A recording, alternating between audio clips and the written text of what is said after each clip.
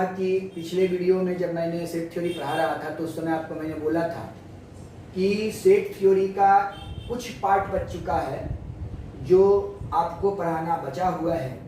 तो उसी set theory के कुछ इम्पोर्टेंट थ्योरम हैं और कुछ लॉ है जिसके बारे में हम डिस्कस करेंगे और आपको समझाएंगे। ठीक है, सबसे पहले हम लोग लॉ को देखते हैं, उसके बाद आपको थ्योरम को दिखाएंगे। लेकिन किसी किसी बुक में पहले थ्योरम दे देता है, बाद में लॉ देता है। तो लॉ जानिएगा तभी थ्योरम को आप लोग सॉर्ट आउट कीजिएगा।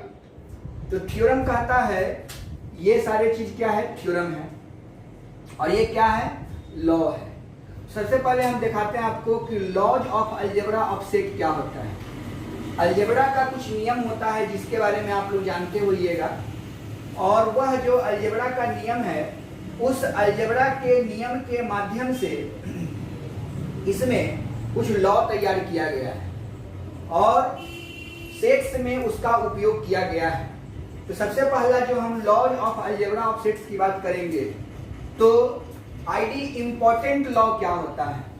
आईडी इम्पोर्टेंट लॉ क्या होता है, आईडी इम्पोर्टेंट इसको पढ़ेंगे, आईडी इम्पोर्टेंट लॉ। तो आईडी इम्पोर्टेंट लॉ में क्या होता है कि अगर किसी दो चीज का रिजल्ट एक दे दे, दो चीजों का रिजल्ट क्या दे दे, एक दे दे, जैसे A union A equal to क्या दिया, 1 दिया, A intersection A equal to क्या दिया, ए दिया। इसको जब हम एक लॉजिक गेट्स होता है पढ़ाना है और बुलियन अलजेब्रा में जब पढ़िएगा तो वहां पर हम पढ़ाएंगे और एंड का उपयोग करेंगे। और जो बोला जाता है, और बोला जाता है प्लस को और यूनियन को, और एंड जो बोला जाता है वो बोला जाता है गुना को और इंटरसेक्शन को। तो वहां पर हम इसके माध्यम से आईडी इम्पोर्टेंट लॉ के माध्यम से पढ़ाएंगे कि 1 + 1 = 1 होता है और 1 × 1 = 1 होता है। तो ये लॉ जो है इसी आईडी इम्पोर्टेंट लॉ का ये पार्ट है जो बुलियन अलजेब्रा में मैथमेटिकल रीजनिंग जो एक टॉपिक मैंने बताया है उसको हम लोग यहीं से डिफाइंड करेंगे। तो चलिए, आपने क्या देखा कि दो चीजों का एक रूप देता है, दो चीज को लेते हैं लेकिन रिजल्ट हमको एक ही देता है। जैसे 1 + 1 = 2 होना चाहिए था, लेकिन यहाँ पर वैल्यू क्या दिया है, 1। तो इसी लॉ को हम लोग बोलेंगे, समझे, आईडी इम्पोर्टेंट लॉ। इसको हम प्रूफ करेंगे। दूसरा ये चीज हो गया। ये सेकेंड लॉ है आपका आइडेंटिटी लॉ, यानी कि ए यूनियन फाई के साथ आप किसी चीज को यूनियन कीजिएगा तो उसका रिजल्ट वही चीज देगा। ए यूनियन फाई = ए होता है। A intersection universal set, you for universal set करेंगे तो उसका वैल्यू भी ए देगा। चलिए, तो ये आपका हो गया आइडेंटिटी लॉ। तो आईडी इम्पोर्टेंट लॉ में कितने देखे, 2। आइडेंटिटी लॉ में भी कितना देखे, 2। और उसके बाद हो गया कॉम्यूटेटिव लॉ। तो हम जानते हैं कि जो रिजल्ट इधर होगा वही रिजल्ट उधर आएगा, बीच के सिंबल में कोई परिवर्तन नहीं होगा, यानी कि 2 + 3 = 3 + 2, बीच के सिंबल में कोई अंतर नहीं हुआ। आगे का एलिमेंट्स पीछे और पीछे का एलिमेंट्स आगे हो जाता है और रिजल्ट में कोई परिवर्तन नहीं होता है, तो उसी को हम लोग बोलते हैं कॉम्यूटेटिव लॉ। देखिए, ए यूनियन बी उलट के लिख दिया गया, बी यूनियन ए, और दोनों के रिजल्ट में कोई परिवर्तन नहीं हुआ, इसीलिए इसको हम कॉम्यूटेटिव लॉ बोलेंगे। अब यहाँ पर ए इंटरसेक्शन बी करिए चाहे बी इंटरसेक्शन ए कीजिए, रिजल्ट में कोई परिवर्तन नहीं होगा, इसलिए इसको भी कहा गया कॉम्यूटेटिव लॉ। अब उसके बाद आ गया एसोसिएटिव लॉ। एसोसिएटिव लॉ में क्या होगा, 3 अलग अलग सेट्स होंगे लेकिन तीनों को आगे पीछे लिखने से रिजल्ट में कोई परिवर्तन नहीं होता है, तो उसको हम लोग एसोसिएटिव लॉ कहेंगे। जैसे A union B union C है, अब इसको हम लोग यहाँ कर दिए और बी को बाहर ले जाके कर दिए, मैंने आगे पीछे लिख दिए, बी को आगे कीजिए, ए को अंदर कीजिए, समझे, तब भी कोई रिजल्ट में परिवर्तन नहीं होता है। यानी सेट्स के परिवर्तन कर देने से, प्लेस बदल देने से रिजल्ट में परिवर्तन नहीं होता है, तो उसको हम लोग एसोसिएटिव लॉ कहते हैं। यहाँ भी देखिए, A intersection B, B intersection C, ये 2 टर्म हुआ। देखिए, इसको मैंने बी के साथ ले गया और सी को मैंने बाहर कर दिया, लेकिन जब इसको हम तोड़ेंगे तो इसके रिजल्ट में कोई परिवर्तन नहीं होगा, इसीलिए इसको कहा गया एसोसिएटिव लॉ। डिस्ट्रीब्यूटिव लॉ में क्या होता है कि हम लोग डिस्ट्रीब्यूट करते हैं, तोड़ देते हैं। डिस्ट्रीब्यूटिव लॉ में क्या होता है, A union B intersection C को, पहले बीच में किसका चिन्ह है, इंटरसेक्शन का, तो ये ए यूनियन बी को ले लीजिए, अब बीच में इंटरसेक्शन कर दिया, फिर ए यूनियन सी ले लीजिए। देखिए वही काम कि ए यूनियन बी, अब बीच में इंटरसेक्शन का चिन्ह, इंटरसेक्शन का चिन्ह, A union C, A union C ले लिए, यानी इसको डिस्ट्रीब्यूट कर दिए, दो भागों में तोड़ दिए, दो भागों में तोड़ दिए, तब भी इसके रिजल्ट में कोई परिवर्तन नहीं होगा, तो इसी लॉ को कहते हैं डिस्ट्रीब्यूटिव लॉ। यहाँ पर देखिए बीच में क्या है, यूनियन है, तो ई दोनों के बीच में इंटरसेक्शन, ई दोनों के बीच में इंटरसेक्शन, और जो दोनों को जो तोड़ेंगे, सेपरेट करेंगे, उसके बीच में ये यूनियन, तो यूनियन का चिन्ह लिख दिए, और ये मेरा हो गया डिस्ट्रीब्यूटिव लॉ। तो यहाँ law of algebra of sets में कुछ ये भी होता है, एक होता है डिमॉर्गन्स लॉ। तो डिमॉर्गन्स लॉ में क्या होता है कि यहाँ पर डिमॉर्गन्स लॉ के बारे में आपको हम बता दें, ये आपका थ्योरम भी होता है और यही आपका डिमॉर्गन्स लॉ भी होता है, ये वाला ए यूनियन बी का होल डैश जो होता है A dash intersection B dash के बराबर होता है, और A intersection B dash equal to A dash union B dash. ये दोनों जो 3 और 4 जो थ्योरम है, यह थ्योरम को भी हम लोग डिमॉर्गन्स लॉ बोलते हैं, डिमॉर्गन्स लॉ बोलते हैं। और इस दोनों को आप लोग ध्यान में रख लेना है कि ये कौन सा हो गया, डिमॉर्गन्स लॉ हो गया।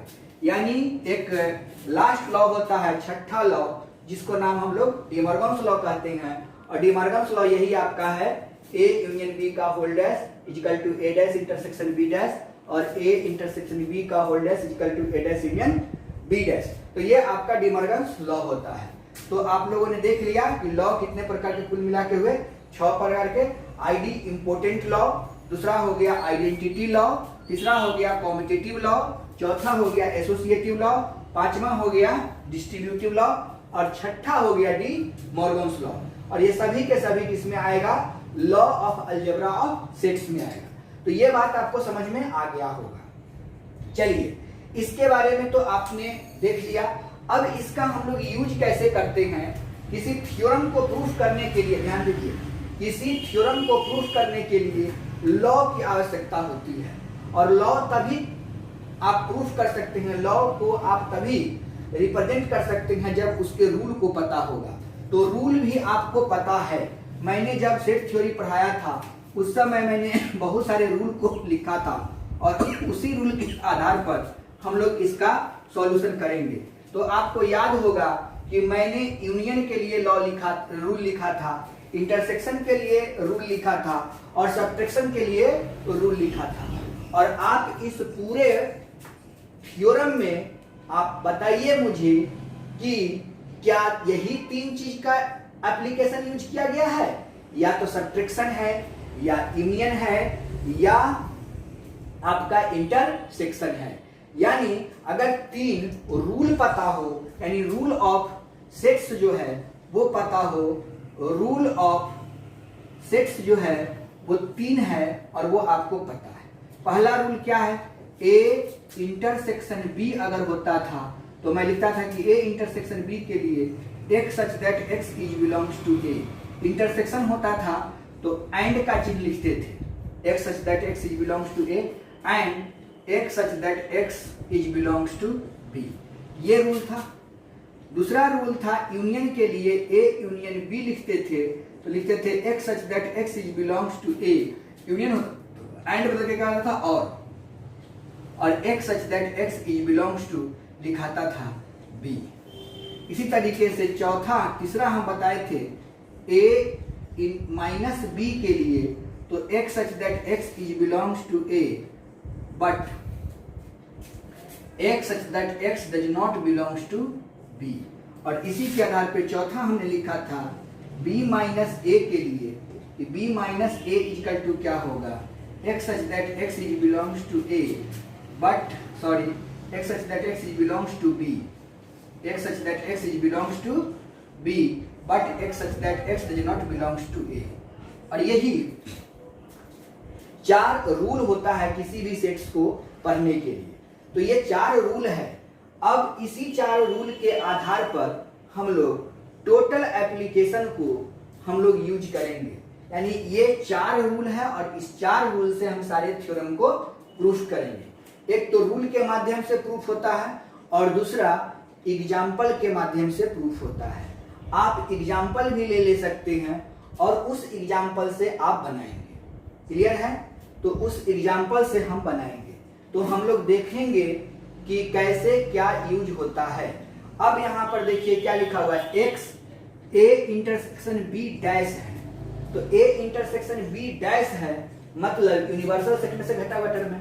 तो डैश अगर हो जाएगा तो क्या लिखेंगे, X such that X is belongs to A. यहाँ पर डैश है इसीलिए बट लिखाएगा, X does not belongs to B. यानी कि अगर डैश है तो डज नॉट बिलोंग्स करेगा है ना, और बिलोंग्स कर जाएगा तो क्या कर देंगे, डैश को अगर हम यहाँ पर बी डैश लिखेंगे तो बी के लिए डज नॉट बिलोंग्स करेगा लेकिन बी डैश के लिए बिलोंग्स कर जाएगा। तो इस आधार पर हम लोग अभी ये चारों रूल के आधार पर ये सारे थ्योरम को हम प्रूफ करके आपको एक एक करके बताएंगे।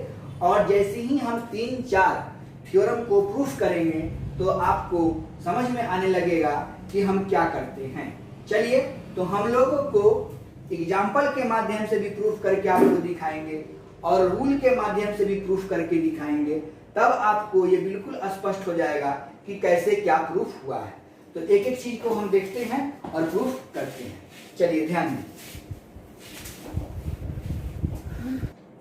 तो ध्यान दीजिए, हमने सबसे पहला थ्योरम को लिया है। ये थ्योरम है आपका a minus B equal to A intersection B dash. a minus B का कंडीशन आपको हम लिख के दिखाए हैं कि x सच दैट x, इसका कंडीशन क्या है, मैंने लिखा x such that x is belongs to a and x such that x b dash में है तो does not belongs to b। ये होता है। क्लियर है? यानी x such that x is belongs to a and x such that x is belongs to does not belongs to b। ये rule है। अब इसका रूल जो है सो क्या लिखाएगा, इसका रूल जो है सो क्या लिखाएगा, x such that x is belongs to a and x such that x is belongs to b dash। Clear है? अब अगर b डैश से बिलोंग्स करेगा तो b से बिलोंग्स नहीं करेगा। मैंने आपको बोला। अब इसी को दूसरे स्टाइल में क्या लिख सकते हैं, x such that x is belongs to a and x such that x does not belongs to b। अगर b डैश से अगर बिलोंग्स कर रहा है तो b से तो नहीं ना करेगा, नहीं करेगा। अब मुझे बताइए, ये दोनों कंडीशन, ये दोनों रूल जो है सो मैंने आपको पहले इसके बारे में बताया है। बस यही दोनों रूल को लेके इसको प्रूफ कर देना है। अब यहाँ पर जो a माइनस बी है या a इंटरसेक्शन b डैश है, ये दोनों का रूल हमको पता चल गया। तो मैंने आपको बोला है कि जब भी किसी a माइनस बी करने के बाद जो मेरा रिजल्ट निकलेगा उस रिजल्ट के बारे में हमको पता नहीं है, कुछ भी निकल सकता है। तो उस एलिमेंट्स को हम लोग, जो रिजल्ट निकलेगा उसको हम लोग क्या मानेंगे, x मान लेंगे, y मान लेंगे, z मान लेंगे, जो भी मानना है मान लीजिएगा। तो ये पहला क्वेश्चन था कि proof that a minus B equal to a intersection b dash. तो a माइनस बी जो निकलेगा वो रिजल्ट क्या निकलेगा वो हमको पता नहीं है। तो हमने क्या किया, let x be the arbitrary elements of a minus B, then मतलब a माइनस बी का जो रिजल्ट निकलेगा वो क्या निकलेगा, x निकलेगा।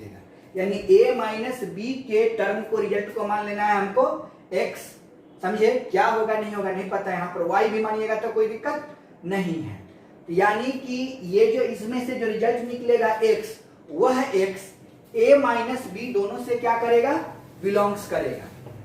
मैंने आपको एक एलिमेंट्स लिया था, सेट a और सेट b, दोनों के सब्ट्रैक्शन किए थे, तो जो रिजल्ट आया था तो मैंने क्या कहा था कि वह a माइनस बी से क्या है, संबंधित है। यानी a माइनस बी से जो निकलेगा वह निश्चित तौर पर जो x होगा वह a माइनस बी का क्या होगा, संबंधी होगा। यानी आपको x जो रहेगा उसको लिख देना है x इज बिलोंग्स टू, और जिस सेट को हम प्रूफ कर रहे हैं उससे हम बिलोंग्स करा देंगे, यानी x is belongs to a minus B. ये पहला काम कर देना है। उसके बाद आप देखिए बीच में किसका चिन्ह है, माइनस का चिन्ह है। माइनस के लिए कंडीशन क्या लिखे, x such that x is belongs to a and x such that x does not belongs to b। यही x लिखने के बाद जो इतना जो कंडीशन है उस कंडीशन को हम लिख देंगे, यानी x is belongs to a and x does not belongs to b। Clear हो गया, यानी x जो है a से संबंध रखेगा और b से संबंध नहीं रखेगा। उस बात को मैंने देखिए माइनस का चिन्ह था तो माइनस वाला रूल मैंने लिख दिया। अब आप देखिए कि अगर x is belongs to a and x does not belongs to b, अगर ये b से बिलोंग्स नहीं करेगा तो b डैश से बिलोंग्स करेगा। यहाँ के रूल के आधार पर देखिए, अगर b डैश से बिलोंग्स कर रहा है तो b से बिलोंग्स नहीं कर रहा है, अब b से बिलोंग्स करेगा तो b डैश से बिलोंग्स नहीं करेगा, जस्ट उलट के लिख देना है।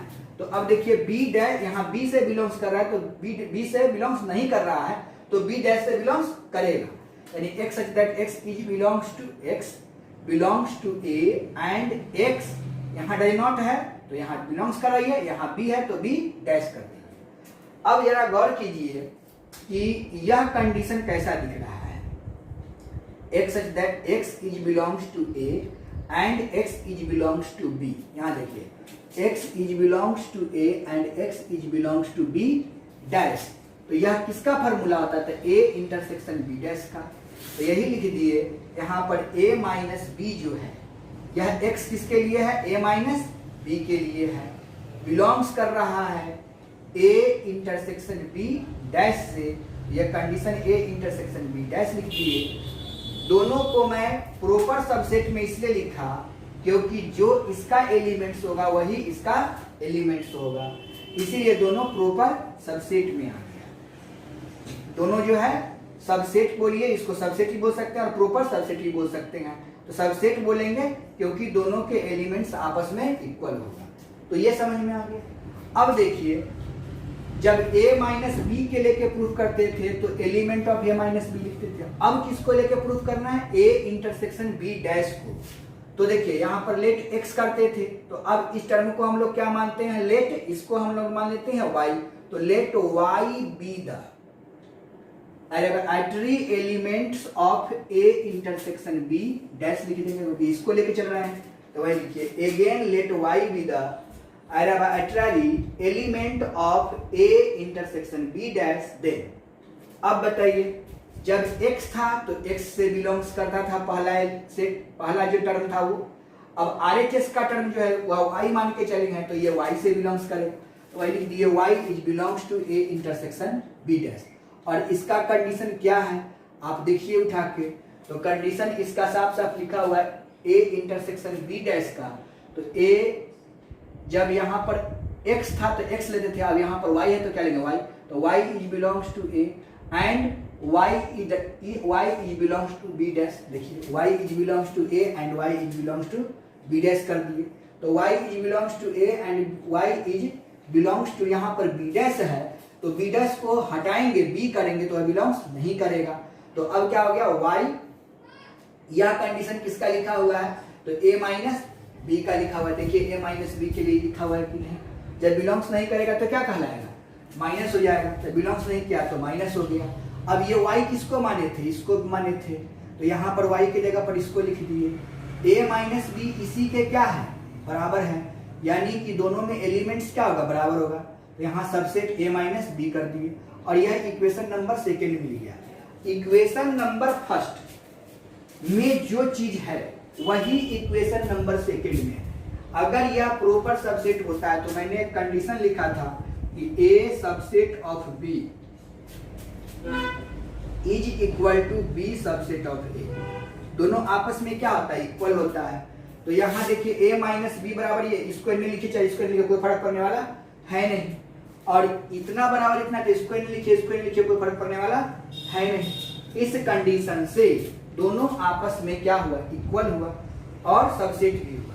तो हमको प्रूफ करना है इक्वालिटी के चिन्ह लेके, तो इक्वालिटी वाला चिन्ह को ले लिए और सबसेट प्रॉपर सबसेट वाला को हटा दिए। अगर इस प्रूफ में सबसेट के रूप में प्रूफ करना तो सबसेट के रूप में प्रूफ हो जाता। तो ये बड़ी आसान से प्रूफ हो चुका है। इसको जब आप 1-2 बार बनाएंगे रूल और कंडीशन को देखते हुए तो निश्चित आपसे बन जाएगा, इसमें कोई कंफ्यूजन नहीं होगा। अब आपके दिमाग में एक संशय उठ रहा होगा, उस संशय को मैं दूर करना चाह रहा हूं कि सर मान लीजिए अगर ये टर्म हमको रूल भूल गए चाहे कुछ भूल गए तो हम कैसे बनाएंगे, क्या करेंगे, नहीं करेंगे। तो देखिए एक साधा सा एकदम सिंपल हम बात बताते हैं। हम लोग कुछ मान लेंगे, है ना, कि क्या है नहीं है, हम लोग कुछ मान लेंगे और मान के उसको हम लोग प्रूफ कर देंगे। तो मान के भी प्रूफ आपको करना हम सिखा दे रहे हैं। ये रूल याद हो जाता है तो आपको बीएससी में भी काम करेगा खूब बढ़िया से, और ऑब्जेक्टिव क्वेश्चन तो धराधर बनेगा। लेकिन अगर भूल गए तो क्या करें, चलिए तो देखते हैं हम लोग एक एग्जाम्पल के माध्यम से। वो तो हम लोग क्या देखें, रूल के माध्यम से, एग्जाम्पल के माध्यम से भी इसको प्रूफ किया जा सकता है। तो अब देखिए क्या है कि यहाँ बी डैश है, तो बी डैश निकालने के लिए हमको यूनिवर्सल सेट चाहिए, बी चाहिए और ए चाहिए। ये 3 चीज अगर हमको मिल जाता है तो हम आसानी से काम कर लेंगे। तो आप गौर कीजिए कि हमको जो पता नहीं उसको हम लोग मान लेते हैं। जैसे वहां हम लोग मानते थे x और y को, उस तरीके से यहाँ हम मान लिए u को। तो universal set u equal to 1 2 3 4 5 6 7 8 9 तक कुछ भी आप मान सकते हैं, ये आपके ऊपर डिपेंड करता है कि आप क्या मानते हैं। a इक्वल टू फिर मान लेना कुछ भी, b इक्वल टू कुछ भी। तो मैंने माना 1 3 5 7 9, b बराबर 2 4 6 और 8 मान लिया, ठीक है। अब हमको LHS देखिए, यहाँ पर LHS है और ये RHS है। तो मैंने लिखा कि since LHS is equal to a minus B है तो a माइनस बी लिख दिया। a के जगह पर जो एलिमेंट्स है उसको लिख दिया 1 2 1 3 5 7 9, और b के जगह पर जो एलिमेंट है 2 4 6 8 उसको लिख दिया। घटाना है तो अब बताइए भाई इसमें से इसमें तो कोई मिल नहीं रहा, तो मैंने क्या लिखा था कि जब जो नहीं मिलता है उसको हम लोग छोड़ देते हैं और a का जो एलिमेंट्स है वो लिख देते हैं। तो a का कोई भी एलिमेंट्स b में नहीं मिल रहा, मतलब a पूरा का पूरा लिखा जाएगा 1 3 5 7 और 9 में। अब एंड RHS इक्वल टू क्या है, a इंटरसेक्शन b डैश। तो b डैश निकालने के लिए क्या आप जानते हो कि b dash equal to u minus b करते हैं। तो मैं डायरेक्ट लिख दिया कि a intersection b dash equal to a intersection b dash के लिए फॉर्मूला u माइनस b होता है, u माइनस b लिख दिया। a के जगह पर मान हमको पता है 1 3 5 7 9, बीच में इंटरसेक्शन u माइनस b मतलब इसमें से इसको क्या करना है, घटाना है। तो घटाएंगे 2 4 6 8 इसमें से घटा देंगे तो 2 खत्म 4 खत्म 6 खत्म 8 खत्म, तो क्या बचा 1 3 5 7 9 बचेगा। तो लिख दिए 1 3 5 7 9 बच गया। अब दोनों के बीच में किसका चिन्ह है, इंटरसेक्शन का। जो कॉमन एलिमेंट्स होता है उसी को लिख देते हैं। तो 1 3 5 7 9 दोनों में है, इसलिए 1 3 5 7 9 लिखा गया। तो LHS में आपने क्या देखा कि LHS में भी 1 3 5 7 9 देखा, RHS में भी क्या देखा 1 3 5 7 9 देखा, यानी LHS इक्वल टू RHS हो गया और ये प्रूफ हो गया। तो इस मेथड से भी आप प्रूफ कर सकते हैं। उसी तरीके से b minus a equal to b intersection a dash है। तो जैसे हमने पहले प्रूफ किया है वही करेंगे। इसको आर्बिट्री कांस्टेंट आप x मान लेंगे, इसको आप y मान लेंगे, इसको x से बिलोंग्स कराएंगे, इसको y से बिलोंग्स कराएंगे, और दोनों जैसे हम पहले प्रूफ किए हैं वैसे ही आप इसको प्रूफ कर दीजिएगा और आसानी से ही आपका प्रूफ हो जाएगा। अगर वो भूल गए हैं रूल तो फिर हम लेट मान कर देंगे और इस तरीके से बना लेंगे। यानी अगर रूल पता है तो हमको बनाने में कोई कंफ्यूजन और दिक्कत नहीं होगा। आगे देखते हैं सेकेंड थ्योरम। तो पता चले कि आप फर्स्ट थ्योरम से रिलेटेड सेकेंड थ्योरम है। अब हम लोगों को देखना है थर्ड क्या है, एक आपको छोड़ देना है, आप अपने से उसको बनाइएगा ताकि आपको कंफ्यूजन दूर होगा। और कैसे बनाइएगा अब देखते हैं हम लोग तीसरा थ्योरम जो था वो कैसे बनता है। तो देखिए अब है जिसको हम लोग डिमॉर्गन्स लॉ भी बोलते थे और इसको हम लोग डिमॉर्गन्स लॉ भी बोलेंगे और यहाँ पे थ्योरम भी बोलेंगे कि A यूनियन B का होल डैश जो होगा वो A dash intersection B dash. तो डैश का क्या खेला है वो आपको पता है, यानी कि अगर डैश बिलोंग्स करेगा तो जो डैश नहीं होगा वो बिलोंग्स नहीं करेगा। बस वही खेल पर देखना है। लेट, फिर से हम फर्स्ट टर्म को क्या मानते हैं, let x be the arbitrary element of A union B का होल डैश। इसको हम लोग मान लिए, इसका क्या रिजल्ट होगा, उस रिजल्ट को कितना मानते हैं x is belongs to A union B का होल डैश है, जो पहले किए थे वही किए हैं। अब अगर डैश को हटाते हैं तो जो बिलोंग्स कर रहा है वो बिलोंग्स नहीं करेगा, तो X does not belongs to A union B हो जाएगा। अब बताइए, आपको पता है कि ए यूनियन बी का कंडीशन क्या होता है? तो ए यूनियन बी का कंडीशन हमको पता है कि X such that X is belongs to A and X such that X is belongs to B, लेकिन यहाँ पर सिंबल क्या है? नॉट बिलोंग्स टू का है, इसलिए X such that X does not belongs to A and X does not belongs to B. Clear? अब आप मुझे बताइए कि एक्स अगर यह बिलोंग्स नहीं करता है तो ए है, और बिलोंग्स करेगा तो क्या हो जाएगा? ए डैश, इसलिए X is belongs to A dash and X is belongs to, यहाँ बी है तो यहाँ पर बी डैश कर दीजिए। अब यहाँ पर देखिए ए डैश एंड बी डैश जो है, एंड का मतलब इंटरसेक्शन, ए डैश तो ए डैश, बी डैश तो बी डैश, एक्स रहेगा। अब बताइए कि यह कंडीशन जो है वह किसको वेरीफाई करता है? तो किसको माने थे? ए यूनियन बी के होल डैश को क्या माने थे? एक्स, तो एक्स की जगह पर लिख दिए ए यूनियन बी का होल डैश, और ये बिलोंग्स दोनों तरफ कर रहा है, मतलब उससे ये किया है, इसलिए प्रॉपर सबसेट हो जाएगा, A dash intersection B dash हो जाएगा, जिसको इक्वेशन नंबर सेकंड मान लिया। अब हमको सेकंड पार्ट को प्रूफ करना है, तो इसको एक्स माने थे तो इसको हम लोग वाई मान लेंगे। Again let Y be the arbitrary element of a dash intersection b dash, then तो इसको क्या माने हो? y, तो x के जगह पर क्या लिखाएगा? y is belongs to a dash b dash, देखिए y is belongs to a dash b dash, तो बिलोंग्स का चिन्ह है इसलिए दोनों पर बिलोंग्स का चिन्ह लिखेगा। अब यहाँ देखिए कि डैश को हमको a बनाना है तो नॉट बिलोंग्स टू किए, डैश को हमको b बनाना है तो नॉट बिलोंग्स टू किए, बीच में किसका चिन्ह है? और का, और के लिए क्या होता है? यूनियन होता है, दोनों पे किसका चिन्ह है? नॉट बिलोंग्स का, तो नॉट बिलोंग्स लिखे। अब इस नॉट बिलोंग्स को हटाने के लिए आपको क्या करना होगा? डैश लगाना होगा, तो डैश लगा दिए। अब बताइए वाई किसको माने थे? तो वाई सर इसको माने थे, तो this proper subset of A union B का होल डैश जो निकला है। अब इसको इक्वेशन नंबर सेकंड मान लिए, फ्रॉम इक्वेशन फर्स्ट और फ्रॉम इक्वेशन सेकंड दोनों आपस में क्या है? इक्वल है, इसलिए ए यूनियन बी का whole dash equal to A dash intersection B dash, और ये आपका प्रूफ हो गया। तो इस आधार से, इस तरीके से हम लोग सेम टू सेम इस क्वेश्चन को भी बना सकते हैं। फिर क्या करेंगे? वही मान लेंगे कि let X be the arbitrary elements of a intersection b का होल डैश, देन तो x इज बिलोंग्स टू, इसको लिख दीजिएगा। फिर यहाँ पर डैश को हटाइएगा तो यहाँ पर जो बिलोंग्स है वो नॉट बिलोंग्स बन जाएगा, और फिर से उसे ही सॉल्व कर देंगे। एक बार x मान के दूसरे बार y मान के दोनों को प्रूफ कर लीजिएगा, प्रूफ हो जाएगा। तो हम लोग क्या देख रहे हैं कि अगर एक प्रूफ हो जाए दूसरा ऑटोमेटिकली प्रूफ हो जा रहा है। और फिर दूसरा चीज हम आपको बताए थे कि फिर हम लोग क्या करेंगे? मान के बनाएंगे, तो मान के बनाने वाला भी हमको तरीका पता है, और ये भी पता है, रूल भी पता है, लॉ भी पता है, और थ्योरम भी पता चल रहा है। तो अगर ये तीनों चीज हमको बढ़िया से याद हो जाता है, आपको यहाँ ही नहीं, ये टर्म आपको बीएससी में भी खूब काम करेगा। बीएससी में जितना भी प्रूफ पूछाता है वह इसी नियम पे पूछता है, इसी तरीके से पूछता है। और मेडिकल और इंजीनियरिंग में क्या करे, खासकर इंजीनियरिंग में क्या करेगा कि आपको लिख देगा कि दिस इक्वल टू दिस तो होता ही है, लेकिन उसमें आपको देगा क्या? सो बताते हैं, इसमें से कोई भी एलिमेंट्स उठा के रख देगा, ये इक्वल टू ये कर देगा कि ये बराबर ये होता है क्या। तो अगर आपको रूल पता है, लॉ पता है, तो हम फट से जवाब देते हैं कि हाँ। नहीं पता होता है तो हम लोग एग्जाम्पल से बनाते रहते हैं। खैर, तो आपके पास दोनों ऑप्शन है। 11th को पास करने के लिए आप एग्जाम्पल मेथड से बना दीजिए, बहुत बढ़िया बात है, बन जाएगा, आराम से बन जाएगा।